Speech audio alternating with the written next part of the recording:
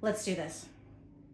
You guys, you have no idea how many times I've been trying to record this video and I just cannot get it together. I cannot get it together. Lord, help me, use me, and guide me. So, as some of you guys know, if you've been following me, I have been on a mission to revive this channel. I have been posting on it for 14 years, but I never got monetized and never got paid. I have racked up some subscribers, and all of those subscribers, it was 747, I believe, back in November when I decided to make a comeback. It was 787 subscribers. So in November, as y'all know, if you've been following me since November, right before Thanksgiving, I was motivated, I got inspired, and I've just been feverishly watching YouTube, small content creators, and I have just been racking my head, and not just that, but just excited. I'm so excited because, you guys, I'm an entrepreneur. I'm an entrepreneur at heart. I have done everything. I've jumped into so many things. I've worked a 9 to 5, not really 9 to 5, more like 8 to 5, or, in the school systems, I've been working as a school teacher for 14 years, and the hours where you get up and you're at school by 7, well, in the elementary, and then you don't leave there until like 6 at night sometimes, and then you have to bring work home, and don't even get me started. But anyhow, so many times I have committed to a job, and I'd work. Well, the longest that kept me was when I taught. When I was a teacher, I that was probably the longest I lasted in a job. Before that, I worked in corporate America, and I just remember that feeling of feeling suffocated, because there's something in me that I'm just so passionate about life, and I come from nothing. I had a hard life growing up, and my mother is strung out on drugs, and my father, he did his thing too. He was in and out of prison, and I was raised by my extended family, and so life was hard for me. But I was blessed to have that influence that as long as I went to school, got my education, that I could get a good job. So I did that, and it wasn't easy, you guys. I was a teen mom, and I even came out in the newspaper. I'll have to find that clipping. I was a teen mom, a single mom, raising 2 kids. My ex had been incarcerated, so I just knew that I wanted to go to school to get ahead, because I felt like that's the way it needed to go down. So I got my bachelor's degree. It took me 10 years, and in those 10 years, I worked as administrative assistant. I was a secretary. I worked for the university. I worked for Firestone. Did data entry. I worked for the county. I just did different jobs, all the while always trying to get ahead and get my education.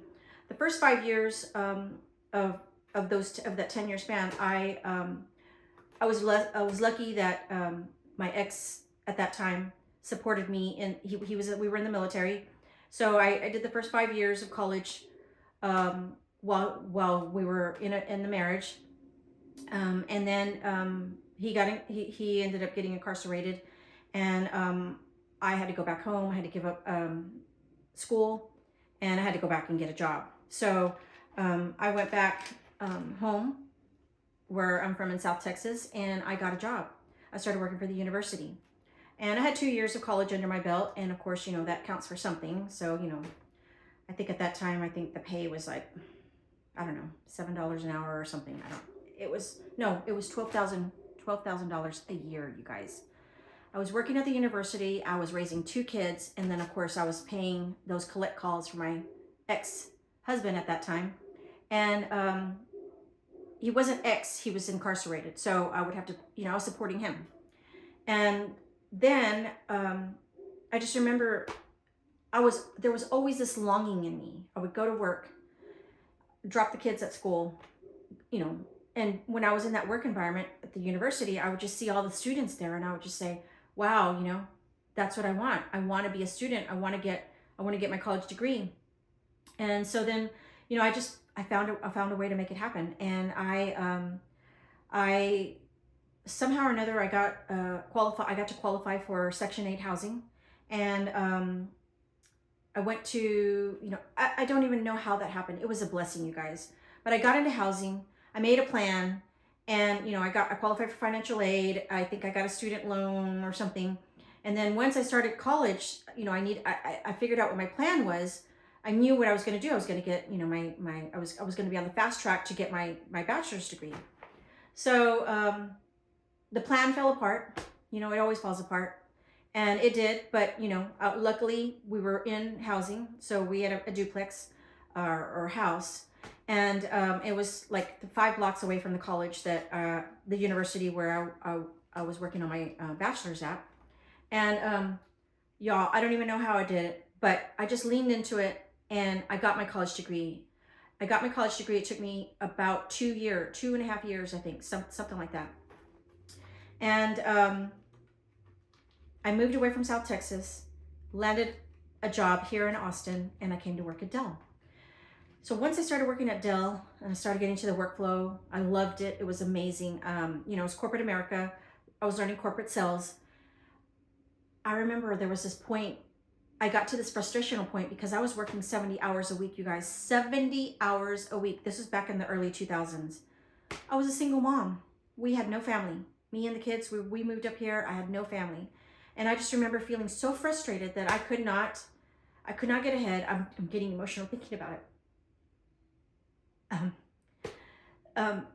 You guys, God has always put that hunger and that drive in me to want more, to provide for my family.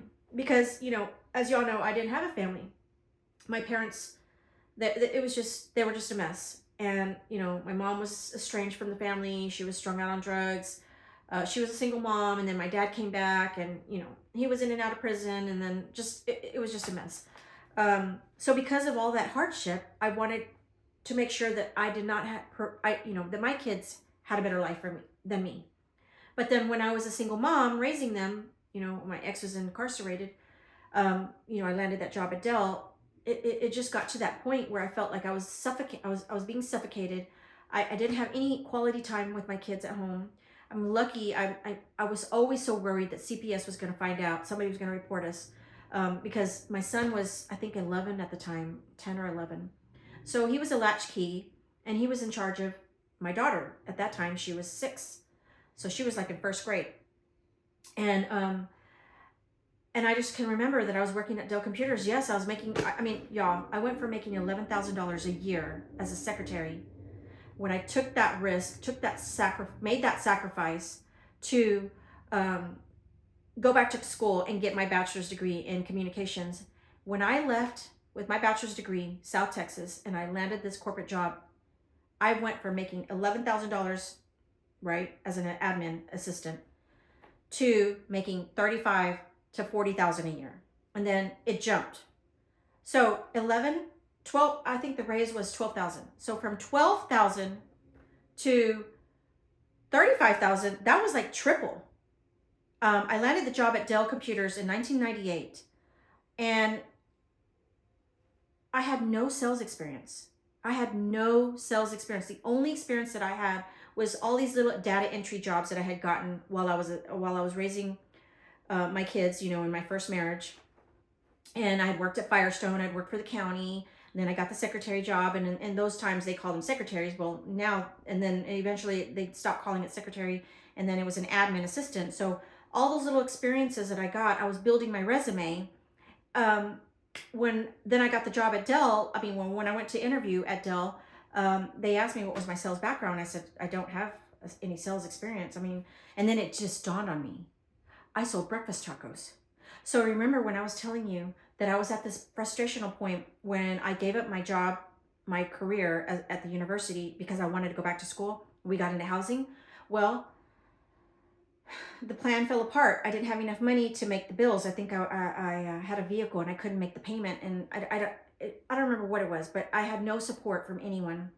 I was getting food stamps at the time. As I was getting my student loan, I was getting financial aid. I got the housing. Well, the food stamps got taken away from me because they found out. I got reported by my ex-husband's, baby dad, my kid's dad, their aunt, his aunt worked for the state, and she didn't like me. I was not accepted by my ex-husband's family, and so apparently somebody reported me. I don't know who it was, but so I lost food stamps, I lost everything. And then I was in a wreck. I mean, everything was just falling apart. But luckily, I got that college degree, got out of South Texas, landed the job at Dell, and my sales experience was the breakfast tacos that I was making and selling. So I started making breakfast tacos, and that's how I got by with the kids until that was for 3 months. We got my last semester of college, we made it because I started selling breakfast tacos. So that sales experience got me my foot in the door at Dell Computers. So I started working at Dell. It was a huge blessing because, of course, I tripled my salary, right? But I was working so many hours. I wasn't there for my kids. I was terrified CPS was going to find out. And so I got to that frustrational point where I just started feeling suffocated. And that was the first time I had to break. And I just walked away. I walked away from that job. And it was so hard for me to do that because it was good money. But at the same time, I was working, they were requiring us to work all these hours. And I worked on, phone sales. So I ended up getting back into Dell like 6 months or 3 months later because I left and then I came back in. But I don't want to keep talking about that. What I want to say is that every time I feel like I can't provide for my family or I'm being taken from my kids, because that's been my struggle. My struggle has always been about how can I be a good mother to my children? How can I provide a good home for them? How can I provide for them, put food on the table, buy them clothes, buy them what their needs are, be at their school events, and that was always my struggle. That was always my heart of hearts, what I wanted to do. So in 2001, I think this was after the year after I had been working at Dell, I learned about this network marketing opportunity. And it was called Advocare. And of course, I got into Advocare because, I always struggle with my weight, and there was this great product, and I thought, you know what? Why not? And I was so excited about learning about health and wellness and working that side hustle. So I worked at Dell, and then I started working that side hustle. So always, I was always trying to figure out how I could provide more. And in that process, I've always been an entrepreneur. And so I've learned that that's who I am. That is who I am. I am an entrepreneur at heart, but because I've always wanted to provide more for my family. And also because I want freedom. I want time freedom. And then why not? Why can't we have these things that everybody else has? Go on these vacations, drive a decent vehicle, have some nice clothes. I love jewelry. I'm not wearing jewelry now, but I like the good things in life, but I've always made sure to do, if I can't provide for my family, I'll just do without. And I am blessed now at 55. My youngest has now turned 18, and he is an entrepreneur at heart. My daughter is an entrepreneur. I feel like I've raised entrepreneurs. So anyway, what I want to say about what YouTube has done for me is that YouTube is allowing me to believe that now there's a possibility that I can make some passive income, which I've always, dreamt about. I've always dreamt about making this passive income on YouTube, and I just never felt like it could happen. Because like I said, I've been building this channel for 14 years, and for 14 years, it just never, y'all, the farthest I got with my YouTube channel was I was getting commercials. And I just thought, wow, how are commercials playing? Maybe, but I never got any messages. There was no communication. So I didn't know how or what was, I just felt, so I just kind of gave up. I kind of gave up on YouTube. And so 2 years ago, about a year and a half ago, I had stopped posting onto my channel. Also because I just got to this point where I was just posting only about our animals. And I knew that I didn't want to just post about my animals, and I wanted to, I love connecting with women. I love motivating women. I love, through my vitamin businesses that I've worked, I've worked a couple of those. I just love being able to be in front of women and talk at these meetings and talk in front of, these sales meetings and do these presentations and educate and all that. And granted, y'all, I know that I could have done that with my YouTube channel, but it just, there was always this, back in the day, there was this where you couldn't talk about those products because of all these, I don't know, legalities or whatever. So I couldn't really use the YouTube channel for that. I did try to use YouTube for some things with my health and wellness or vitamin business, but it never went anywhere. So the safe spot was just filming my animals, and it did help with our animal business. But then, like I said, I didn't want my Audra Faith channel to be all about my dogs or our animals. So I got to this point, like I said, where I stopped posting. And then in November, this is when I saw Dodash. And I saw this video where she's talking about how, I don't remember what it was, but she's the reason why I got back in. Then I saw Dante. I don't know if you guys are following Dante. Young gentleman from Michigan. Total inspiration.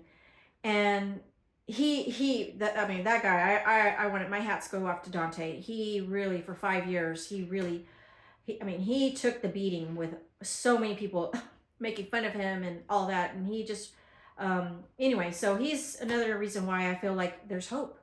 There really is hope with this channel. So I want to say that YouTube has been a blessing in my life where it has allowed me to come on here and believe that finally there's an opportunity to make some passive income. And YouTube has been a blessing. It's been a huge blessing in the sense that I've gotten some exposure. I've gotten some practice. I've learned to record. I've learned to upload. I've learned to do all these little things.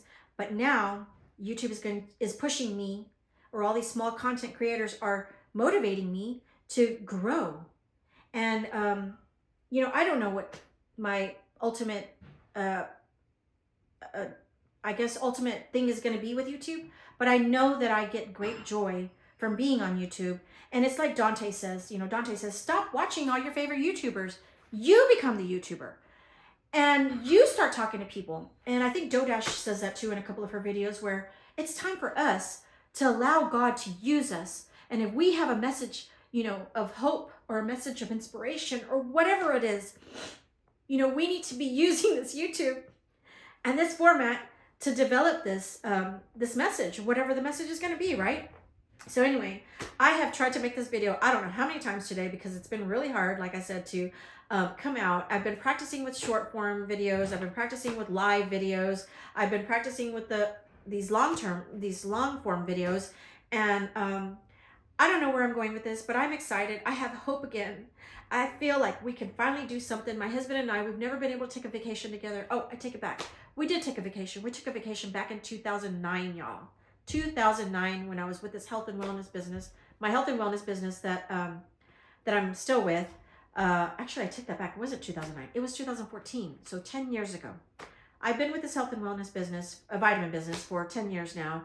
And I don't work it full time, but it's a little income that, I have coming in.